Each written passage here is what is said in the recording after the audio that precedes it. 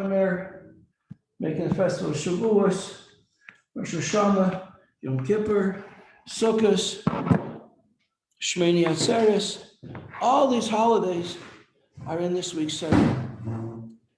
So it's a composite picture of the Jewish year, our life. Special Sedra. Emor means to say, so we have to say these things and teach them to others. It's also very, very special because we are now Erev Lag Baomer. Lag Baomer, most special day of the year. What is Lag Baomer? What's it all about? Did you have a class about it? Not yet? Okay. It's the 33rd day of the Omer, of counting the Omer. Since Pesach, 33 days. 17 days before Shavuos. 33 and 17 is 50. On the 50th day, we make Shavuos. Shavuos is the only yontif that doesn't have a set date. Shavuos depends on how many days after Pesach. So if Pesach is earlier or later, wherever Pesach is, then we count 49 days, 7 weeks, till we get to Shavuos. It doesn't say, whereas Pesach is the 15th of the month, and Sukkot is the 15th of the month, and Rosh Hashanah is Rosh Chodesh, and Yom Kippur is the 10th of the month. Shavuos doesn't have a date. It's 49 days after Pesach. So that tells us that Shavuos is part of Pesach.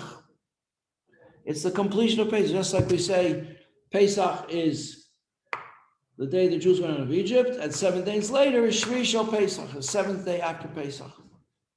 Good morning, Danny. So the same way that the 7th day of Pesach, or Achron, which is the 8th day of Pesach, is connected with the first day of Pesach. So Shavuot, and it's part of Pesach. So Shavuos is also part of Pesach, because it's 49 days after Pesach. That's when Shavuos is. It doesn't have a date of its own. That's one thing. Then Lag Baomer. In counting those 49 days, when we come to day number 33, this is a very special day. And added to it in a way I can't really explain, I can only point it out to you, is that since the first Shavuos, you know how many years have passed? 3.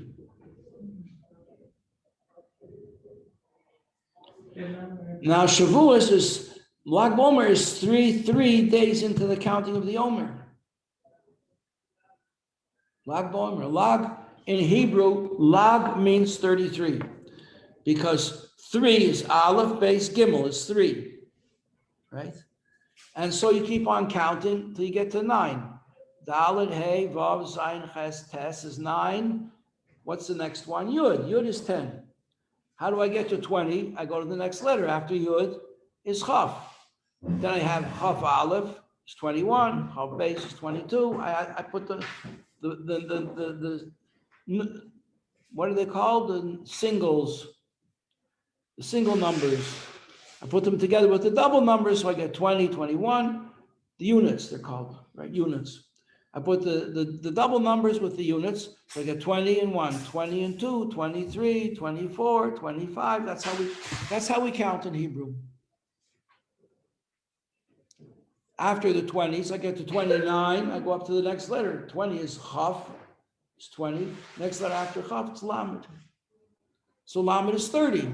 31, 32, 33. 33 is Lamed, Aleph. 31, Lamed Beis, 32. Lamed Gimel. And letters have meanings. Lamed Aleph is Aleph, Lamed is the name of God. Kale stands for kindness. Chesed. Lamed Beis is your heart. Leib. It's the heart of the Omer. So after the heart of the Omer comes Lamed Gimel. What does Lamed Gimel spell? Gal. Gal is the root of the word revelation. Gal es enai. Open my eyes to see your wonders, says King David. Open my, so Gal Lamed Gimel of the Omer, the 33rd day of the Omer, is connected with all kinds of revelations. On this day, Rabbi Shimon Bar Yochai leaves the world. What does it mean leaves the world? It means that all his life, he taught us yesterday, we learned in the name of Rabbi Shimon Bar Yochai, that complete tzaddikim are called masters of ascent. Ascent means going up higher, higher and higher and closer to Hashem, more and more united with Hashem.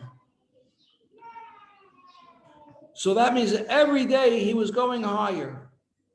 He wasn't just spinning his wheels and staying on the same spot. You know, in the northern countries where we have a lot of snow, you don't know about this. You don't have any snow, Michal. You don't know what snow is. In countries where there's snow, there's ice, and you go to drive your car, and on the ice, the wheels go round and nothing, you don't go anywhere. Okay, Rabbi Shimon wasn't just spinning his wheels. He was going higher and higher every single day. Obviously, the last day of his life was the ultimate day of his life. He didn't sort of recede and get weaker and weaker until he died. He went higher and higher and higher. Teaching the whole time. What was he teaching? He was teaching the secrets of God. You see, we have to go back to class number 1. What did we say in the very first class? I don't think any of you were here. You were here, Rachel, for the first class. What was the first thing we learned? We learned in this class that everything has a body and a soul. You have a body and a soul. After 120 years, your body is left and your soul goes out. Where does it go out? So in the Middle Ages, they thought, and before that, and I think they were right, it goes out through your nose.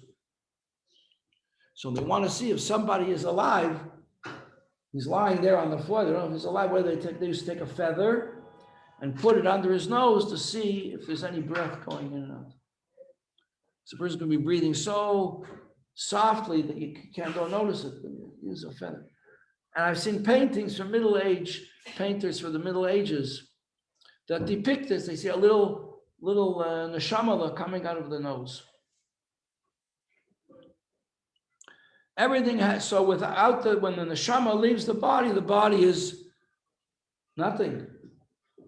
You don't see, you don't hear, you can't move, you don't think. People describe after death experiences. They see that they say, where I felt like I was, where they come back. I was looking down, I was watching what the doctors and the nurses were doing to me. And they told me, do I want to stay? I said, yeah, I want to stay up here. I want to stay where I am. I don't want to go back. And they said, no, you have to go back. You have things you still have to do. And they put the soul back into the body. Because without the soul, the body has no life. Right? You with me? Hanabina? Yes. So everything has a body and a soul. Even physical objects have a body and they have a soul. Nuclear scientists, biologists have revealed to us, yes, this table is actually not even a physical reality. It's made up of atoms, molecules, electrons, energy, but so infinitely small that we perceive it as physical. But the reality is, it's empty space. It's really empty space, energy. It's just energy. And that's why if I burn it, it releases the energy. When you burn something, you create energy. You release energy. Because there's energy, there's life in everything. It's all bound together. If you can release that bound, the thing that binds everything together, then you just have the energy. So we take wood and it becomes coal, we burn it, and we move engines, we heat houses. and other kinds of energy are more refined than coal. The highest, most refined energy is solar energy. Water creates energy. The water, by its nature, flows from a high place to a low place. So therefore, the Torah is compared to water, because Torah comes from heaven, comes down into this world. When water is channeled from a high place to a low place, it gains speed.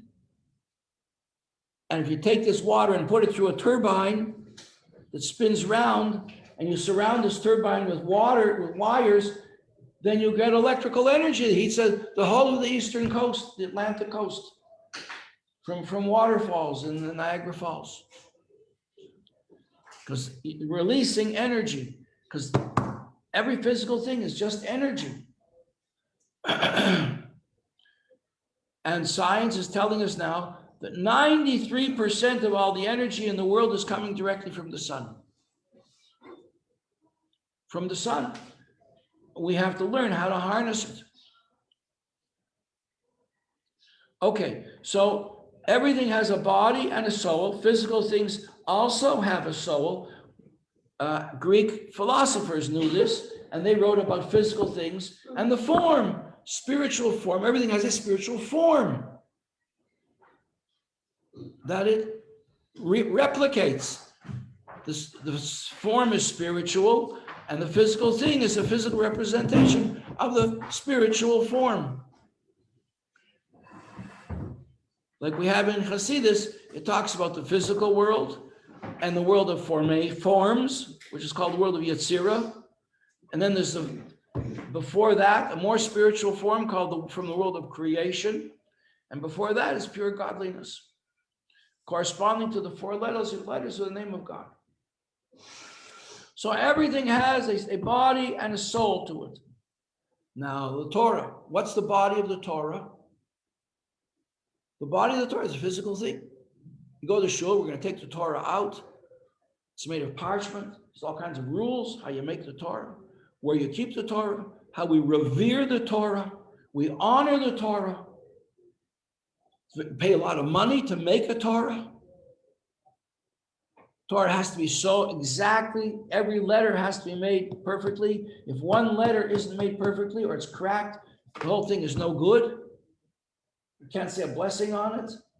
You can't read from it. Why not? 600,000 letters in the Torah. One letter is wrong, the whole Torah is no good. That's right. That's the body, the physical body of the Torah. What about what's in the Torah? Well, this week's Parsha, we just finished saying, this week's Parsha describes all the holidays of the Jewish person, the Jewish life. Pesach, Suras Omer, Shavuos, Rosh Hashanah, Yom Kippur, Sukkot, Shmini Atzeres, all in this week's Parsha. The whole Jewish year. Why do we keep these festivals? Why do we do all these things? It's all in this week's Parsha. That's also the body of the Torah, the meaning. That's the content. Now the content also says, well, what does it mean? Well, the content also is the stories, the laws. These are laws, right? Then we have stories in the Torah. Then we have ethics, ethical teachings in the Torah.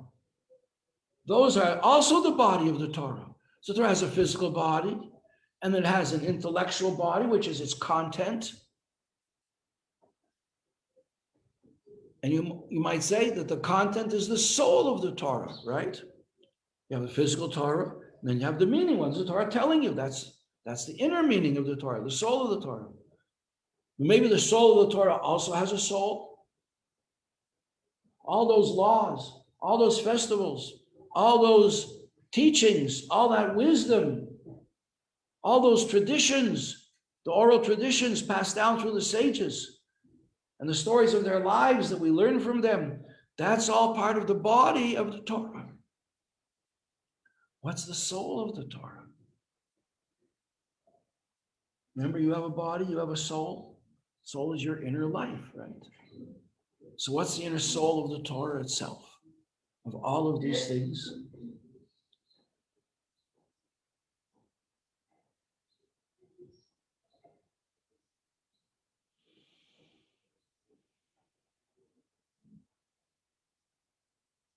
What do you think?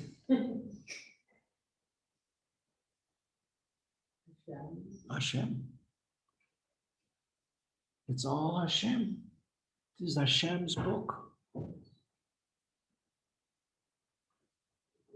And it's a blueprint. That book is the soul of the whole world because it's the blueprint. If you build a building, you go to an architect, he makes you a plan of the building. That plan is like the inner life, the soul of the building. It'll have in there the plumbing and the electricity and the windows and where the steps go and the floors and the walls and the roof. Everything is there in the plan. So on a certain level, that's the soul of the building. The architect certainly thinks so. That's why he does it. That's why he loves being an architect. Because he expresses the meaning of the building. That's his inner soul. So the same thing in the Torah. The Torah has an inner soul, which is its life. And without that life, just like a human being, when the little neshama goes out of the nostrils, and the body is just a piece of clay. So what's the inner life of the Torah? What is all this? What are all these laws and customs and wisdoms and teachings and traditions? What are they all about Hashem? So I saw a film that was made recently for Pesach. Beautiful video from the a reform made by a Reform family. Beautiful film, very moving, funny, happy film called gefilte fish. Because that's the big tradition in their family is gefilte fish. They don't have a lot of other traditions. They don't know about how you're supposed to keep Pesach. But they know that you get together on Pesach. And what do? You get together, you read the Haggadah, and you have gefilte fish. And the gefilte fish tastes like grandma used to make, like Baba used to make. And the test is, can we make it like that still? Can we still, do we have continuity? Okay, but that's real. That is also Hashem. Because that's just one thing. When I go to shul in the morning with my grandchildren, and they hold on to my little finger, you know who they're holding on to? Zaidi. They're holding on to the whole of me. So gefilte fish is just one little bit of what Pesach is all about, but it's Pesach, and Pesach is Hashem. Because the holidays are Hashem's holidays. He keeps them, and he gives them to us to keep. That's why before the Torah was given, when the angels came to tell Avram, after Avram had a bris, and the angels came to tell Avram that his wife, who was barren, was going to have a baby, and his name was going to be Yitzchak. What was Avram doing at that time? He was baking matzahs. And his brother-in-law, Eloit, who was not such a nice person in the Torah, he was also baking matzahs. But it wasn't Pesach yet. The Jews hadn't been, Pesach is celebrating the Exodus from Egypt. The Jews weren't even a people yet. They didn't go down into Egypt yet. They hadn't been redeemed from Egypt yet. So what came first, Pesach? The festival of Pesach? Or the actual story, what happened on Pesach? What came first? You have to say, Jews kept Pesach, ate matzahs on Pesach before Pesach was given. Before it was a commandment, before the whole Exodus took place, before there was a Jewish people who were slaves who needed to be redeemed. How did Avram know how to keep Pesach? He taught Lot. How did Lot know how to keep Pesach? Avram taught him. How did Avram learn? He learned from the Rebbe. Who was the Rebbe? Shem. How did Shem know? Shem was the son of Noach. Shem had a big yeshiva.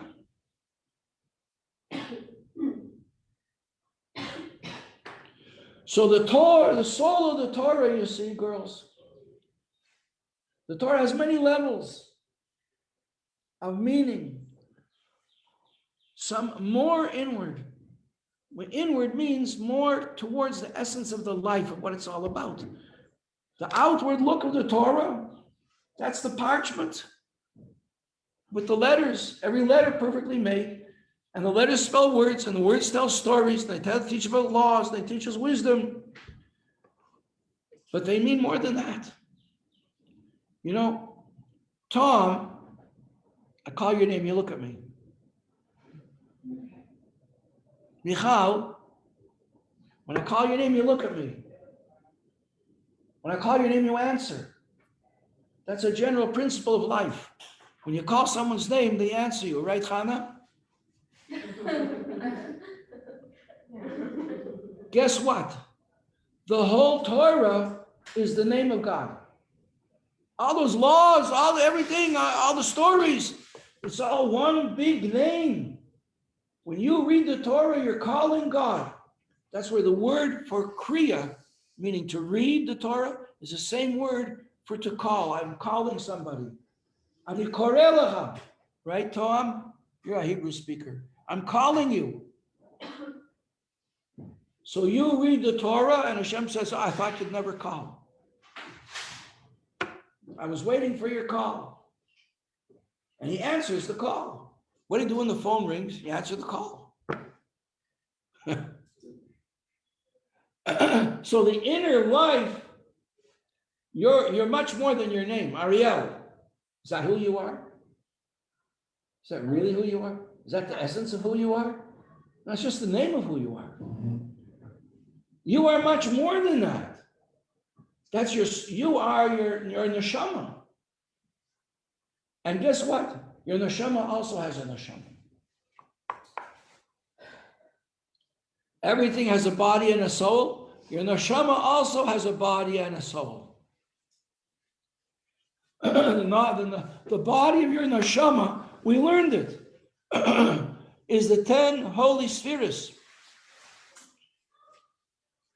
They are vessels, and they contain energy and light. So what's the neshama? Is the neshama the vessels, or is it the light that's in the vessels? Well, the two of them together make up your neshama. Just like, are you your neshama or are you your body? You're both. You're your neshama in your body. So your neshama is these 10 spheres with the light of energy and godliness that's in them. So your neshama also has a neshama, and your neshama's neshama also has a neshama. Now, this all took place at Mount Sinai in the following way.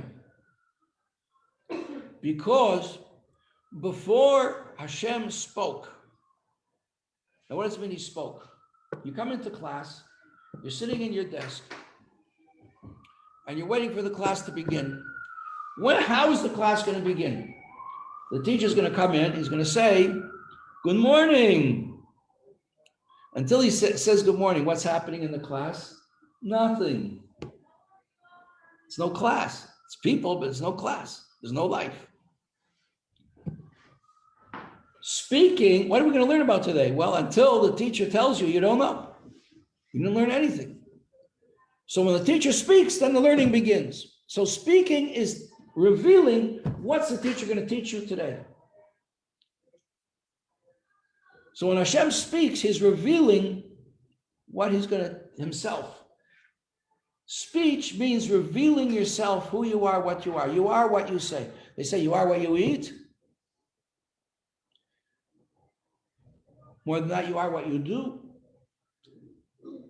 You do good things, that's who you are. You do not nice things, that's who you are. You are what you say. In the Haggadah, we say, the wise son, what does he say? The wicked son, what does he say? What is this to you? That's the only one I remember. The simple son, what does he say? What's all this about? And the son doesn't know how to say anything. What does he say? He doesn't say. You have to get him to say. So saying is expressing. What's it expressing? It's expressing the soul. It's expressing the inner life. But the inner life is the main thing. So similarly at Mount Sinai, what happened? First, the Jewish people gathered, and there was a back and forth between Hashem and the Jewish people. Moshe was like the shadchan. And he's telling the people, do you want to enter this marriage or not? And they say, yes, we want. And he says to him, okay, they're interested. Are you interested? Hashem says, yes, I'm interested. Are they sure they're interested? Yeah, they're sure they're interested. Did they say they're interested? Moshe goes, can you tell me if you're interested? Yes, Nasa v'nishma. We're going to do it and we're going to learn about it. And he says to Hashem, they say they're going to do it. And they're going to learn about it. They want to get married.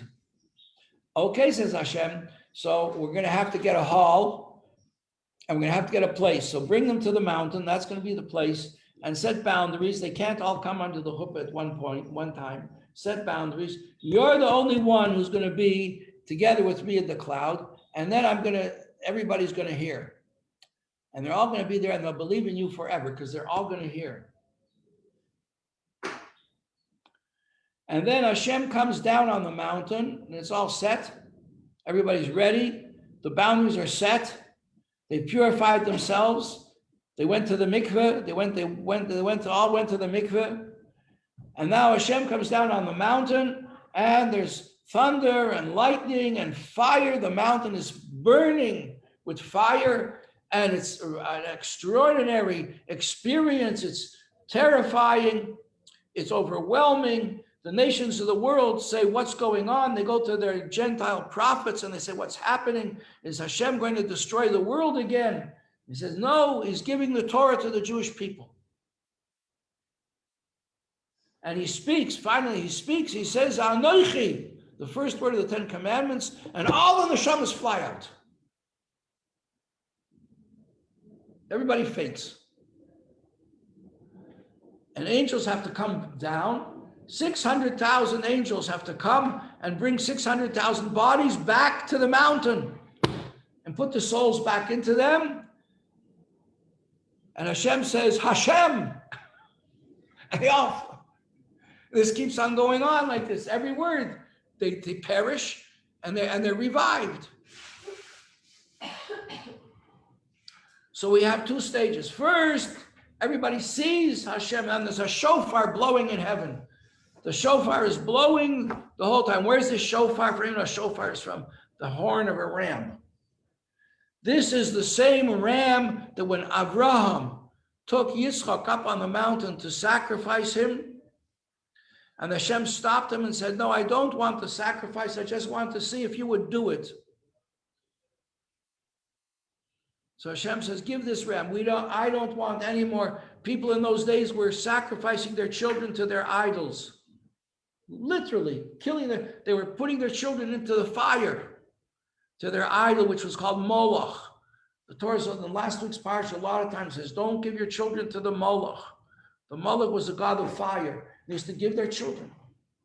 Hashem says, no, that's horrible. That's idol worship. It's the opposite of why I created the world. You don't do it. So Abraham says, but I came here, what am I supposed to do? You told me to come up to make a sacrifice. You led me to think that you want me to sacrifice my son. Now you want to teach the whole world that you don't want human sacrifice. So what am I doing here? Hashem said, you're doing the right thing. I didn't tell you to sacrifice your son. I told you to bring him up. You brought him up. Now take him down. Well, what am I going to offer? He says, offer a ram. Where am I going to get a ram up here on the mountain? He says, look up, you'll see the ram. Open your eyes. And there's a ram running towards him. And it gets stuck. The Yetzer Hara tries to stop it. And it catches, horns get caught in a bush. And Abraham goes and takes this ram and he slaughters the ram, says, this should be instead of slaughtering my son. And he cuts it into its pieces, says, this should be instead of cutting my son into its pieces. And he puts it on the altar and he burns it, says, this should be instead of burning my son, this is my offering to God. And Hashem says, but the horn don't burn. I need one horn for the giving of the Torah. And that horn was blowing in heaven the whole time, you see. So people saw this. They saw God on the mountain. I'm so sorry that Danny walked out. So they saw God on the mountain. And then after that, they heard God speak, and begin to teach them the words of the Torah. So now, which level was the deeper level of God's revelation? Seeing him or hearing him?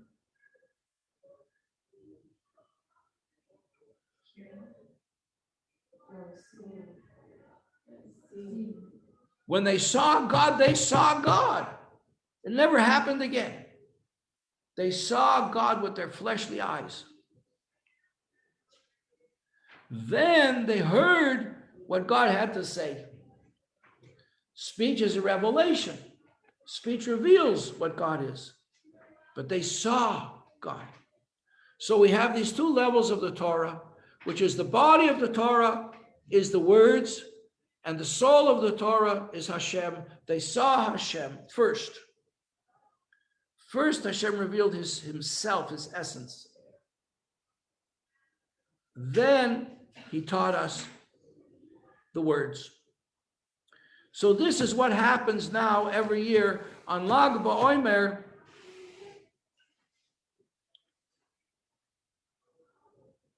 Rabbi Shimon, there were two things that had to be conveyed to the Jewish people after Mount Sinai. They had to give this over to the future.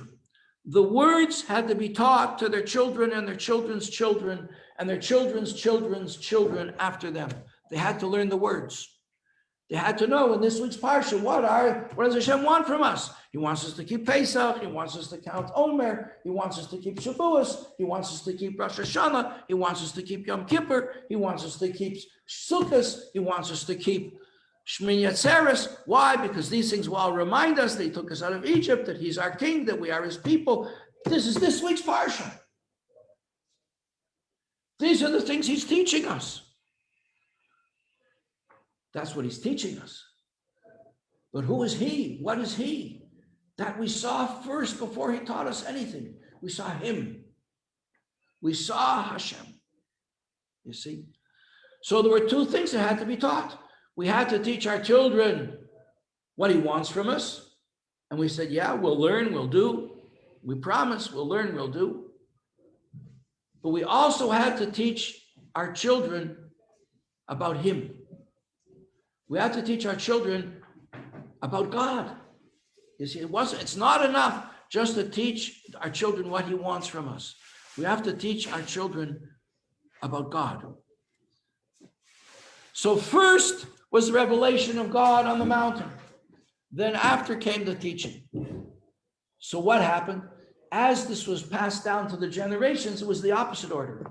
First, for thousands of years, our parents taught our children, our teachers taught us, what does God want from us?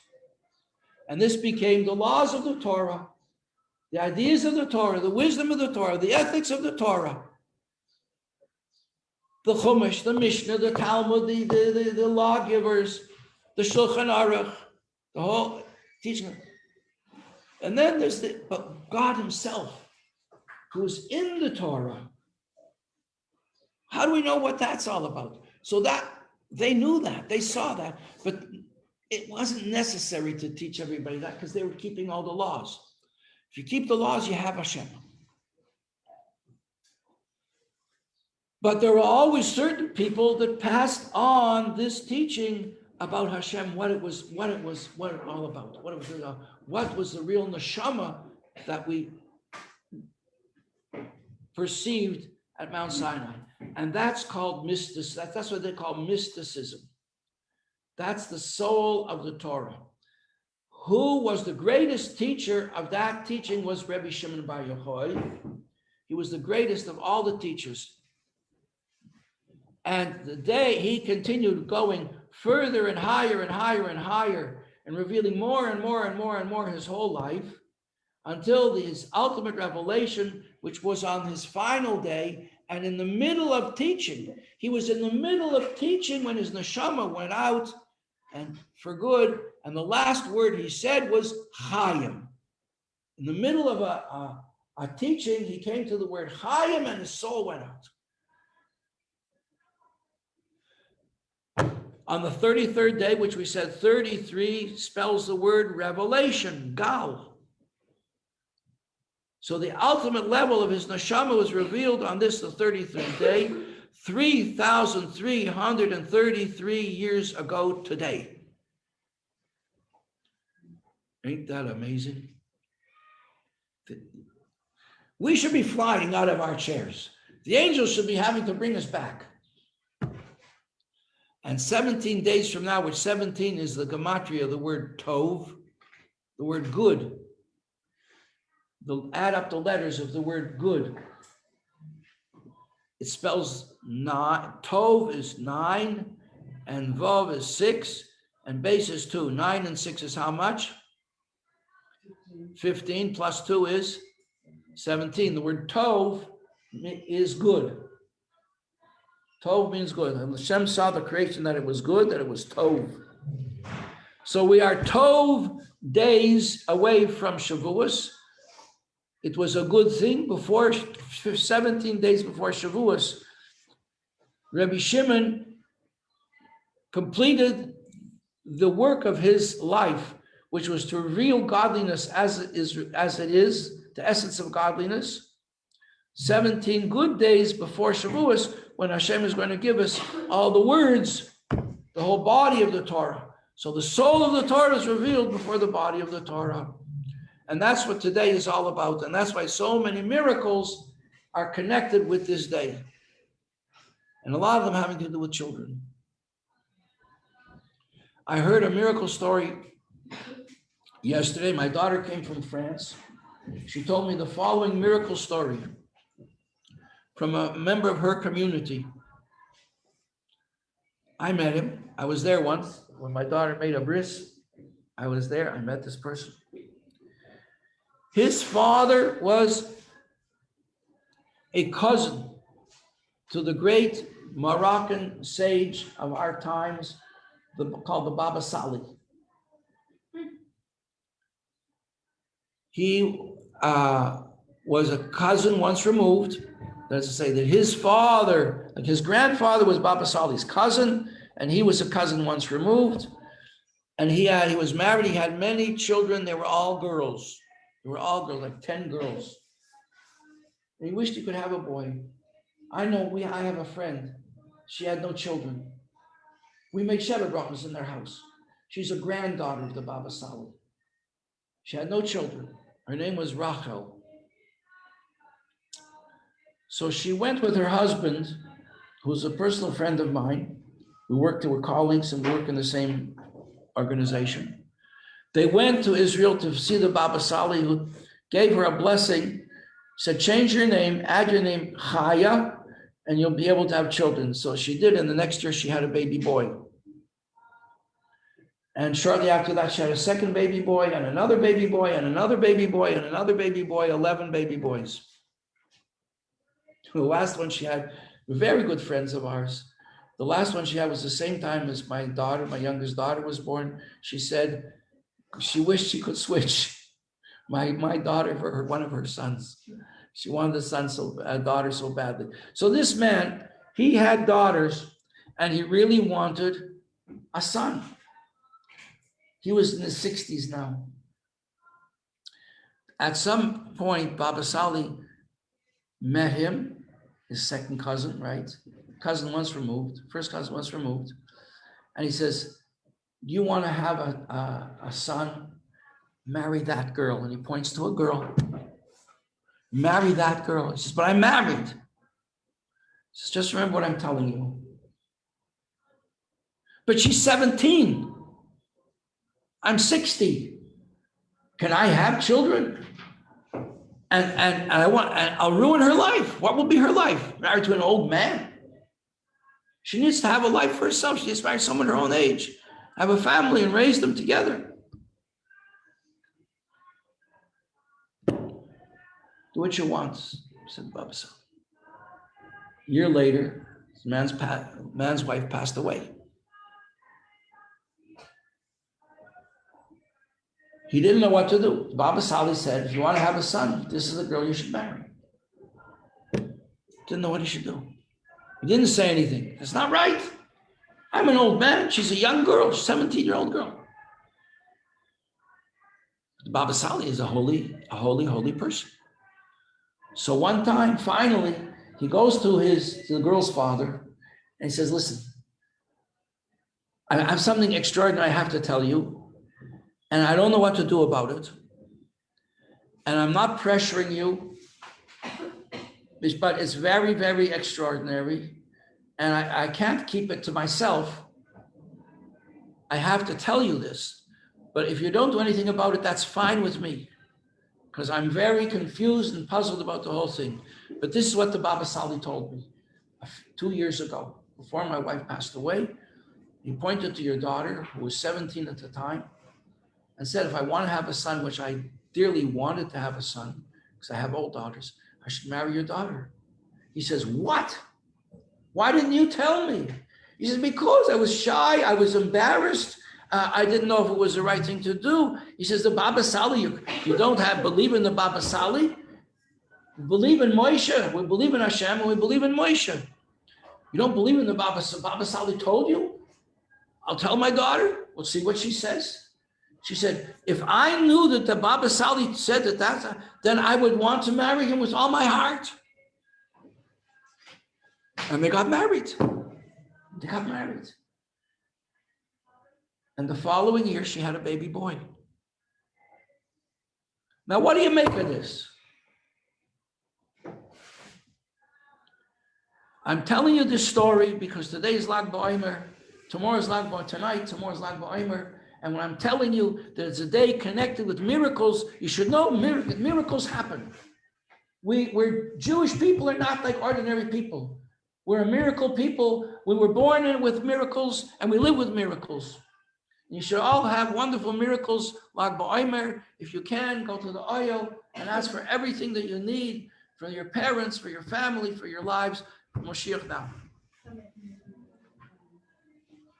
Rabbi, which chapter of Tanya is on the 4 elements?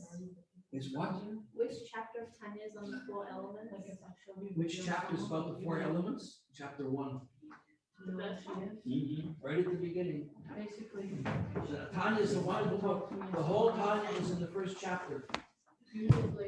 Everything else is an explanation. Right? I have Dr. Martin. Attendance.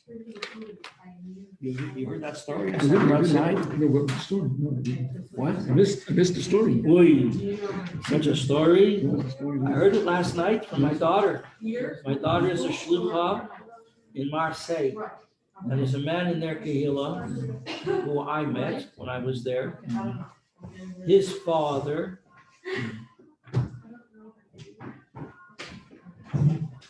I'm a little confused now about the generation. Maybe it's